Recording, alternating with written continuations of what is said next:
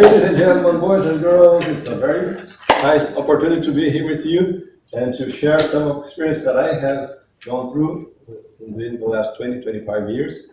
And I'm going to speak for 30 minutes, and then I'm going to open for 15 minutes questions and answers.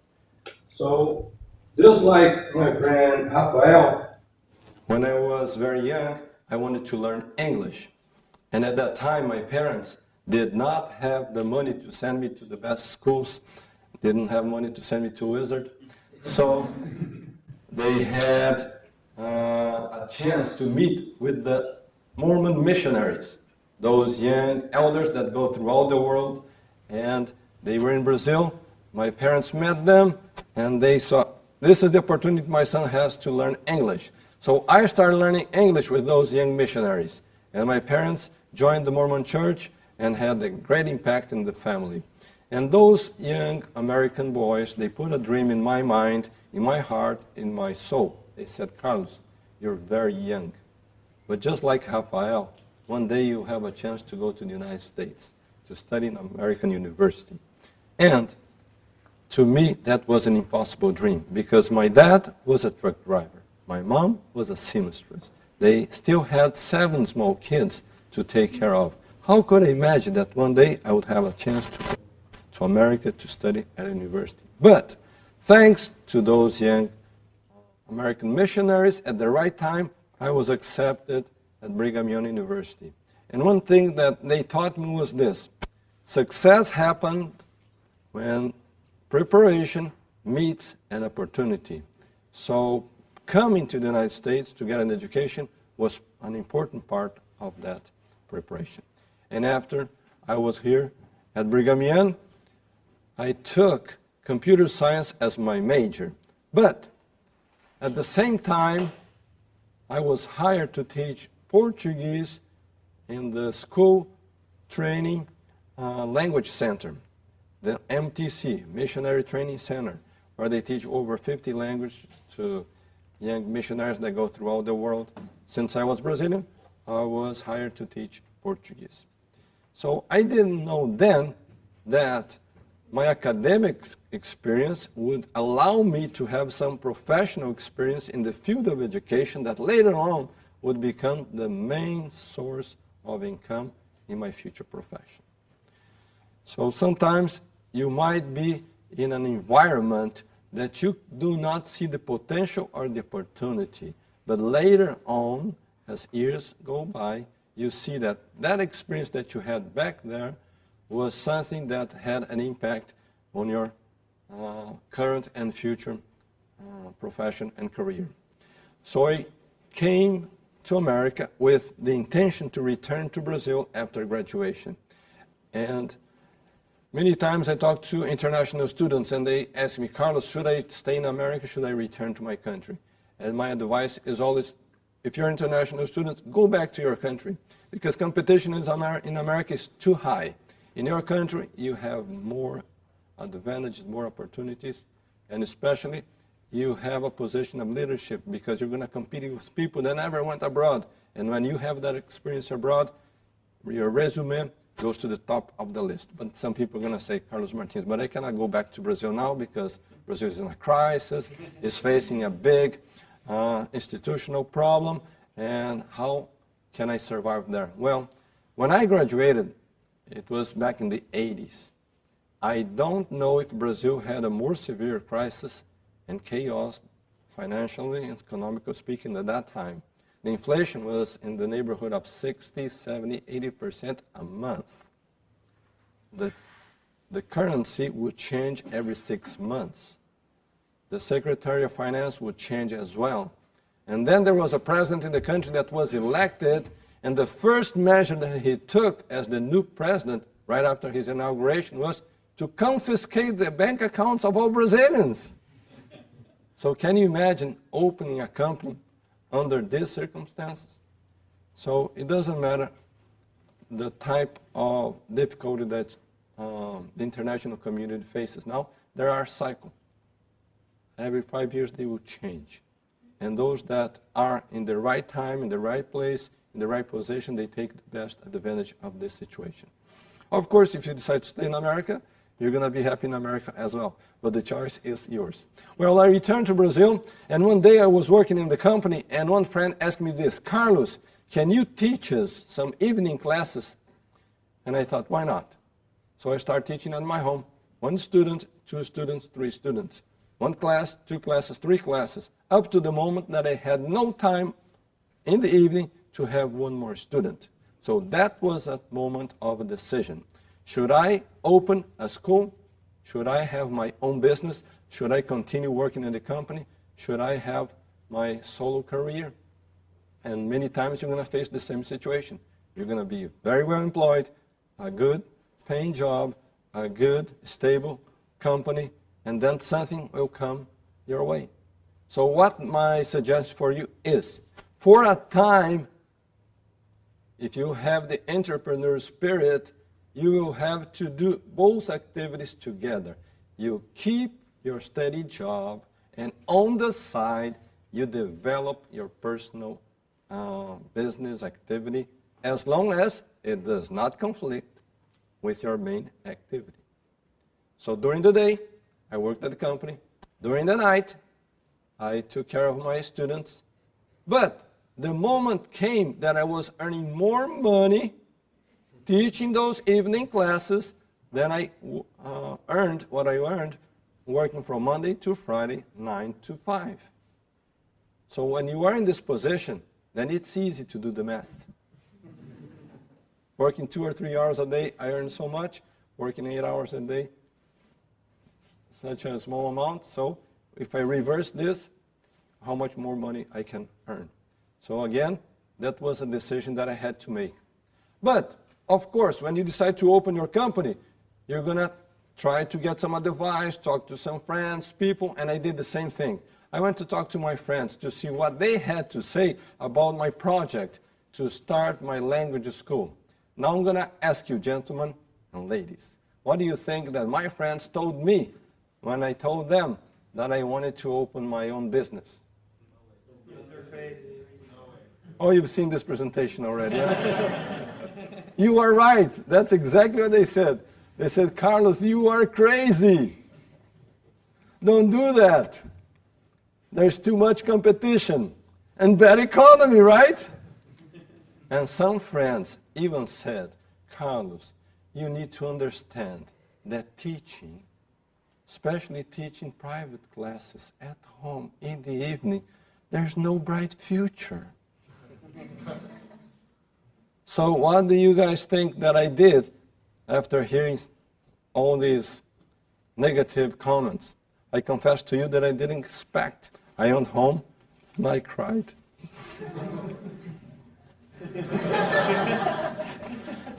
And my friends, what did they do?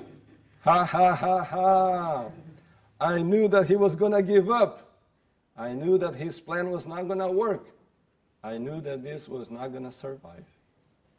Many times, when you share your thoughts, your plans, your programs and your ideals and dreams with your friends, you're going to hear exactly this. They're not going to believe you. Then they're going to criticize you. They're going to doubt your capacity. So this is normal.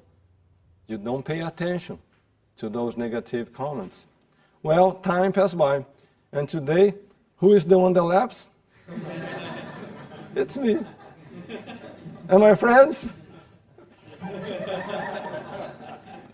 And why is that some of my friends cry? Maybe, perhaps, who knows? They also had some plans, projects, ideals, dreams. But they were so focused on their imaginary ghosts, inner fears, all the mental disorder, that they never had a chance to develop their own projects.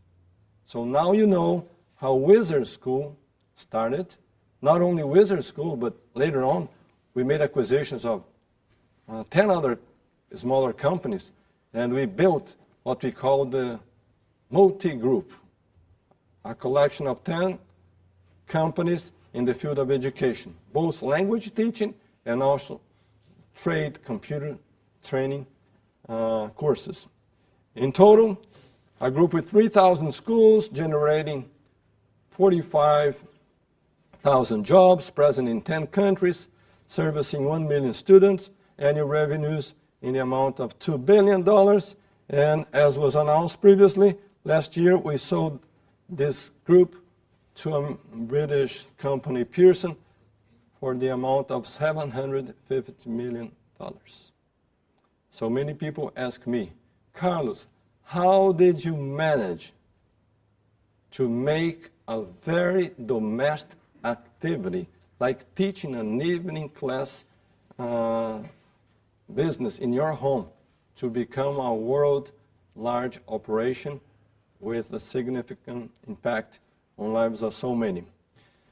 So if you want to know the answer to that question, you must read Awaken the Millionaire Within. But to make your life easier, I summarize in seven principles that I quote in the book. I'm going to discuss with you each of these principles. First, abandon your past. You know what I found out? In my past and in your past, even though some of you don't have too big of a past, right? We made mistakes. Have we or have we not? We made bad decisions. Maybe we had a big loss. Maybe somebody didn't treat us fairly. Maybe we had some people that caused us big trouble. We had these situations or we didn't have? We certainly had. And you know what I found out? Those people that fail are the individuals that constantly live stuck to the past. Some negative situation that happened 3, 5, 10 years ago, and up to this moment, the individual is living and reliving, suffering and resuffering those bad situations that took place 3, 6, 10 years ago. Do you know people like this? I know. These people do not progress. You know why? They spent all their energy, all their capacity, all their talent reliving situations that they have no control over. And they should be focusing all their energy, talent, and capacity to promote new projects, to promote new environments, new opportunities, and leave the past behind. And why should we leave the past behind? Because the past has already passed. And no matter how much we suffer, there's nothing we can do to change that negative past. We can only change our present. And most important of all, we can change our future.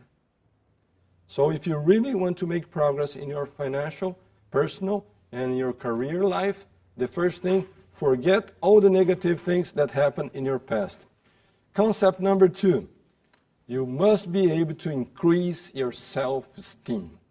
Somebody's going to ask me, Carlos, what does becoming prosperous, wealthy, has to do with developing your own self-esteem? And I came here to tell you that has everything to do.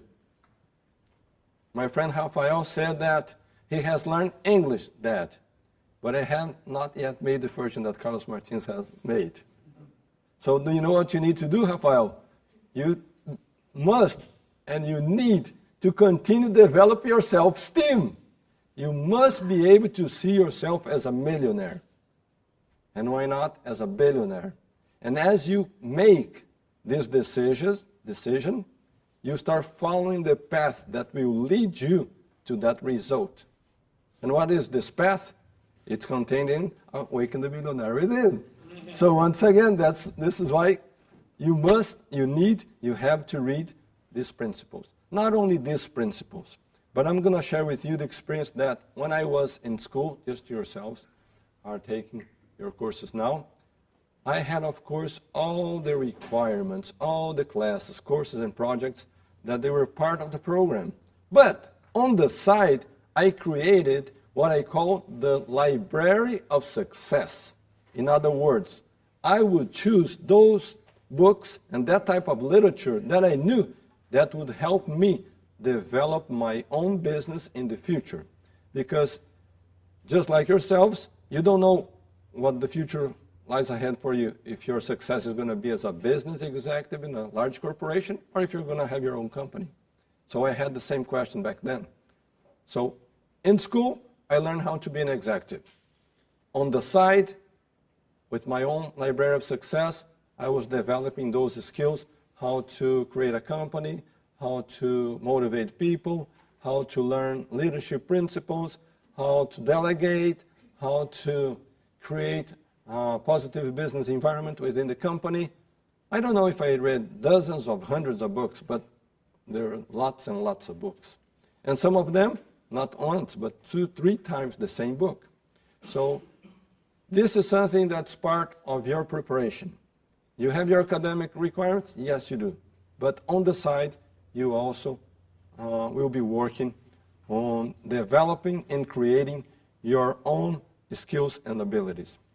Principle number 3. I found out that all those people that succeeded in business, in their career, in life, they did so because they were able to create a team of people that were converted, committed to one single objective. So if you are a leader, and if you intend to become a leader, you must be able to arouse the interest of people around you to go to the same direction, same objective, same goal. So that the dream that once was an individual dream, it becomes a collective dream. And it doesn't matter if it's in the field of science, in the field of medicine, in any line of business. All those that succeeded, they were able to involve the largest number of people in their activity. As I mentioned to you, we created a network with 3,000 schools. So imagine, each of the schools had a franchisee, a school operator, and we had an agreement with them under our franchise license, and they used our brand, our material, our methodology, our system, our marketing. So that was a business relationship with 3,000 people. But in turn, they had their own employees and their own staff, their teachers and coordinators and assistants. And in turn, we had to supervise and coordinate and train and motivate all those almost 50,000 people. So you see, the fortune was not made by an individual. The fortune was made by the system, and the system was made by people. And maybe this is why I didn't like to work in computer science, because I wanted to talk to the computer. The computer didn't want to talk to me. And many times I would stay 8 hours during the day, just myself in the computer. I looked at him, he looked at me, but no interaction. So I don't criticize those IT guys, those very intelligent and smart guys. I think the world needs them. We depend on them, as a matter of fact. But every person has a talent, a skill, a gift per se. So you need to find out what your talent, skill, and gift is. And some people might say to me, but Carlos, really, up to this moment, I don't know what my talent is. I haven't still found out what my mission is. I don't know what line of business or professional career I should follow. I really don't know what my future holds for me. So if you're under this circumstance, I have the answer. And it's principle number 7. You cannot leave before I say number 7, okay? Let's go now to principle number 4. Focus on the client. I also noticed that many companies, they grow, they develop, and all of a sudden they disappear. And why is that disappear?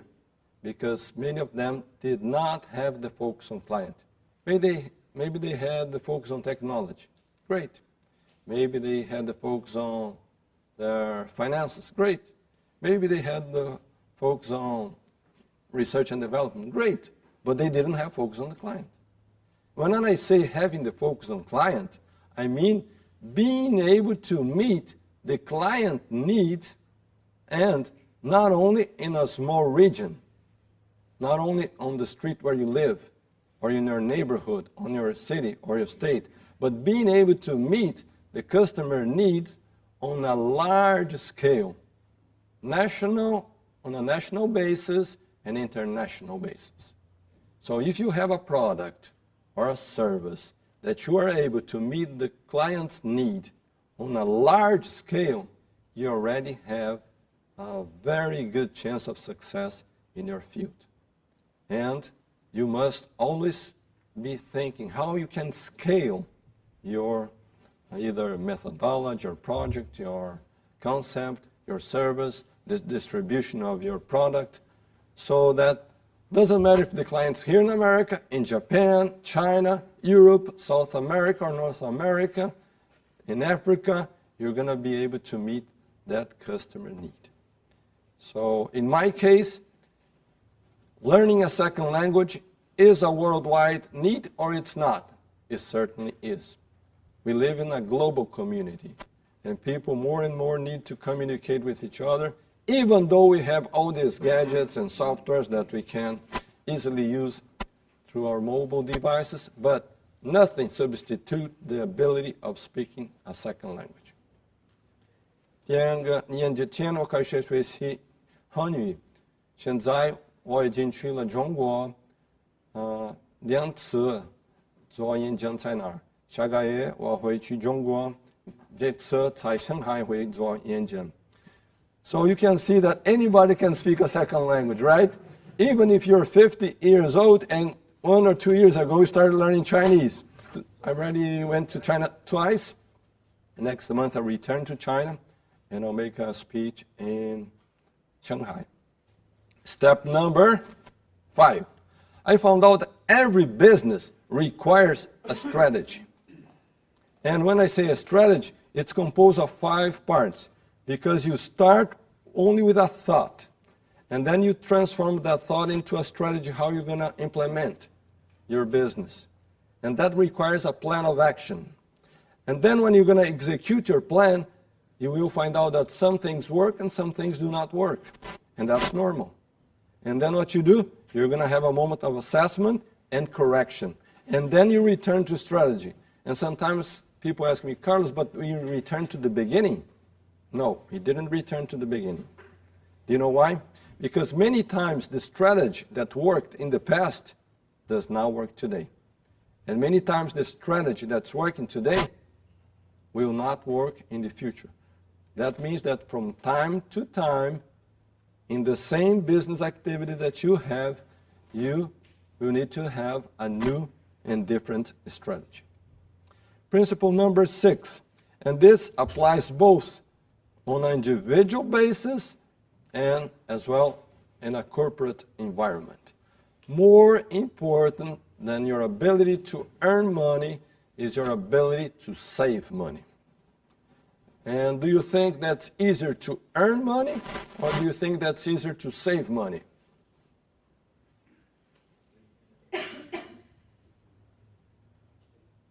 Depends on the person.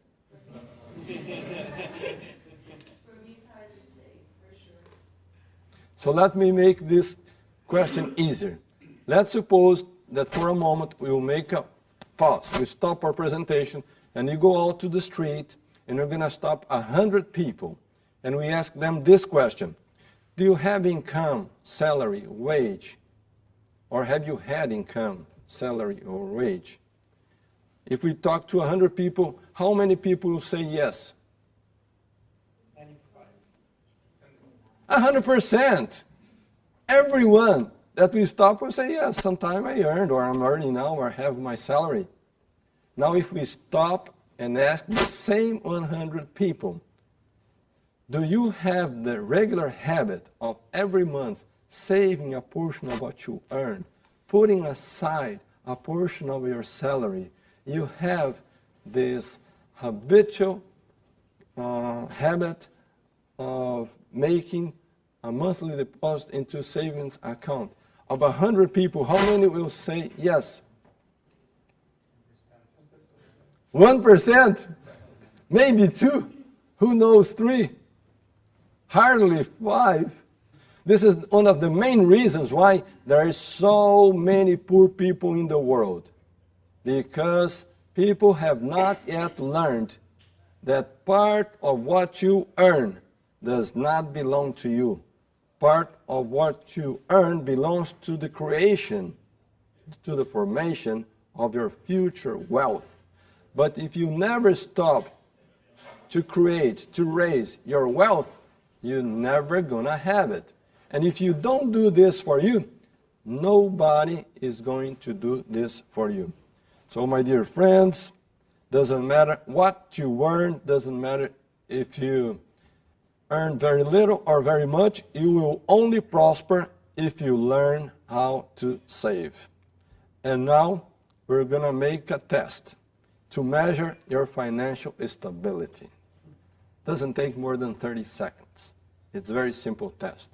Imagine for a moment that you're not going to receive any new pay, no new paycheck. You're not going to have any new income. Mom and dad's not going to send you money anymore, okay? And you have to survive only with the money that you have accumulated over the years. The question is, how long would you be able to survive? I asked this question recently in Brazil, and one girl raised her hand and she said, Carlos, I would be able to survive for another 6 hours. This means that we learn how to save in poverty or in wealth.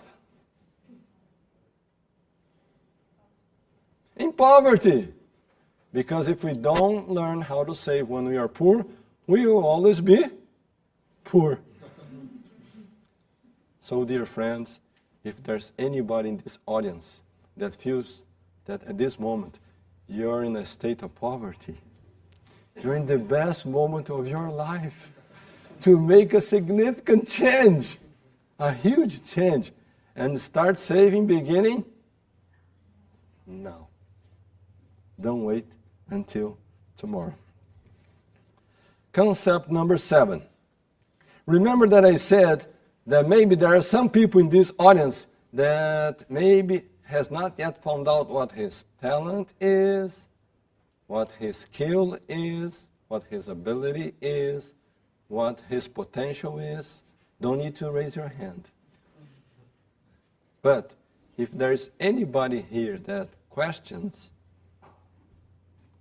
what the future has in store for you, I'd like to suggest principle number 7. Seek your divine origin. I could not say the names of each of the participants in this lecture. I don't know where you come from, what your circumstance is, what your challenges are, the situations that you face on a daily basis. I don't know where you live, if you work or if you don't work. I don't know what your family circumstances are. I know nothing, literally, about each of you. But one thing I know, God knows each and every one of you. God knows your name, where you live, what you do, what you desire, what you think, what you imagine, what you plan. As a matter of fact, God knows you better than you know yourself. So even as a matter of intelligence, we must have the humility to seek the divine inspiration that comes through this personal search of the individual to his divine origin. And please pay attention, I'm not talking about religion. I'm just talking about a connection between you and your superior source of enlightenment. And you can call that Christianism, you can call that Jewish, you can be a Buddhist, you can be a Muslim. As long as you have that connection with this superior power, you have this source of enlightenment, faith. And do you know what I found out? People that lead a life of faith, they have better capacity of concentration, better capacity of organization. They relate better to their fellow men. They have more positive outlook toward challenges, obstacles, and the situations that we face on a regular basis. And those people that don't have the same faith, they easily give up whatever project, whatever goal they're involved in. So, my friends, principle number 7 is fundamental, because God is indeed a source of wisdom, inspiration, of intelligence, of enlightenment, of solutions, of capacity to persist in the route that you should follow, even though you face many, many obstacles in front of you. So I end my presentation now with this line. If you're really after success, believe in yourself, believe in God, believe in the people that are around you, believe in your dreams, whatever dreams they are, and above all, believe in your infinite potential. Thank you very much.